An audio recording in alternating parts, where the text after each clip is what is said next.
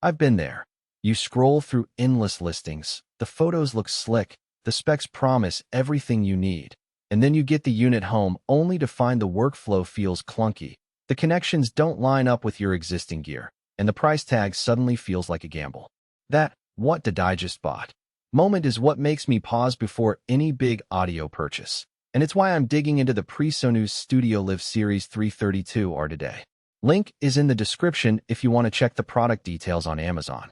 First off, the StudioLive 32R is a 32-channel digital rack mixer that's marketed to both live sound engineers and studio folks who need a lot of inputs and recallable mixes. The big draw is the integration with Studio One Pro, which means you can record up to 40 tracks straight to your DAW without a separate interface. That sounds great on paper, but the real question is whether it actually saves you time and money in the day-to-day. Let's talk about the kind of rig you might be building. Say you run a regional theater that does 3 shows a week, each with a slightly different lineup.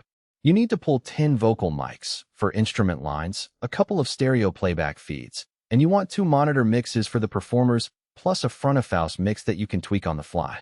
The 32-channel, 34-input layout of the 32R gives you plenty of room to slot in all those sources without having to daisy-chain external preamps. The locking combo mic/line inputs are a nice touch because you can swap a mic for a line-level source in seconds, and the recallable channel strips mean you can save EQ and dynamic settings per show and pull them back instantly.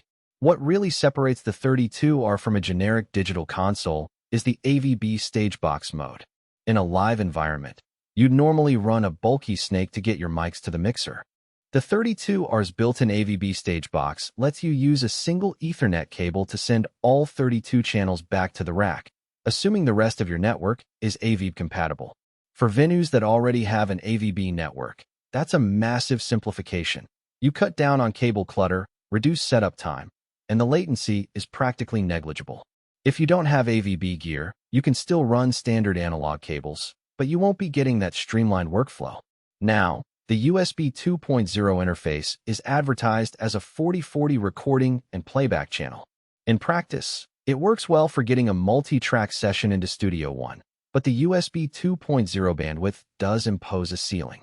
If you're trying to record every channel at 24-bit/96 kHz simultaneously, you might hit occasional dropouts. Most small to medium live gigs don't need that extreme resolution, so you'll be fine, but it's something to be aware of if you're a high-end recording engineer who routinely pushes the limits. The internal effects buses are another practical point. There are 4 buses that can host reverbs, delays, and a few modulation effects. They're handy for quick monitor mixes or adding a touch of ambience to a live feed, but they don't replace a dedicated effects processor. The reverb algorithms are serviceable, but if you rely on lush hall reverbs for a choir or complex guitar textures, you'll probably want an outboard unit or a plugin in Studio One for the final polish. One of the features that earned me a nod is the scene-safe system. You can create scenes that lock down certain parameters, like preventing a channel from being accidentally muted or a fader from being moved beyond a set point. In a live show where a rookie tech is on deck, that safety net can save a performance. It's not a revolutionary technology, but it's a thoughtful inclusion that shows PreSonus considered real-world stage mishaps. So, who should actually put this rack in their gear bag? If you're a touring sound engineer who needs a compact, rack-mountable console with enough channels to cover a full band plus backups, the 32R is a solid candidate. The recallable channel settings, the AVB stage box, and the native Studio One integration make it a time-saver for repeated gigs.